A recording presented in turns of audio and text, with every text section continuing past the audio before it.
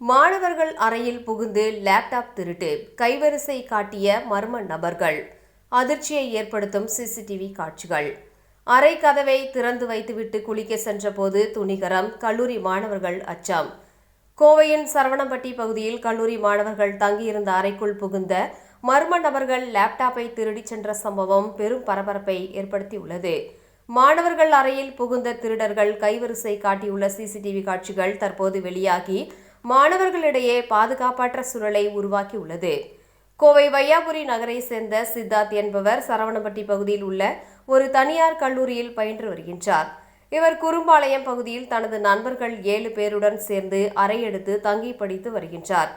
கடந்த ஞாயிற்றுக்கிழமை அதிகாலை சித்தார்த் உடற்பயிற்சிக்கு செல்வதற்காக தயாராகியுள்ளார். அப்போது அறையின் முன்பக்க கதவை திறந்து வைத்துவிட்டு அவர் குளியல் அறைக்கு சென்றுள்ளார். இந்நிலையில் அங்கு வந்த 2 மர்ம நபர்கள் சட்டென்று அறைக்குள் புகுந்து அங்கிருந்த லேப்டாப்பை திருடிச் சென்று தப்பி சென்றனர். குளித்துவிட்டு வந்து பார்த்த சித்தார்த் லேப்டாப் காணாமல் போனதை கண்டு அதிர்ச்சி அடைந்தார். உடனடியாக அங்கு பொருத்தப்பட்டிருந்த கண்காணிப்பு கேமராக்களை ஆய்வு செய்த போது 2 நபர்கள் சாவகாசமாக அறைக்குள் நுழைந்து லேப்டாப்பை தூக்கிச் சென்று வெளியேறும் காட்சிகள் பதிவாகி இருந்தது. இதுகுறித்து சித்தார்த் சரவணம்பட்டி காவல் நிலையத்தில் புகார் அளித்தார். புகாரின் பேரில் வழக்கு பதிவு செய்துள்ள போலீசார் சிசிடிவி காட்சிகளின் அடிப்படையில் திருடர்களை வலைவீசி தேடி வருகின்றனர்.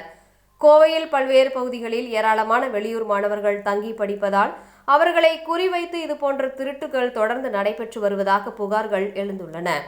மாணவர்கள் அதிகாலை அல்லது இரவு நேரங்களில் கதவுகளை சரியாக பூட்டி வைத்து குளிக்க வேண்டும் என்றும், அறிமுகமில்லாத நபர்கள் நடமாட்டம் இருந்தால் உடனடியாக போலீசாருக்கு தகவல் தெரிவிக்க வேண்டும் என்றும் தொடர்ந்து அறிவுறுத்தப்பட்டு வருவது குறிப்பிடத்தக்கது.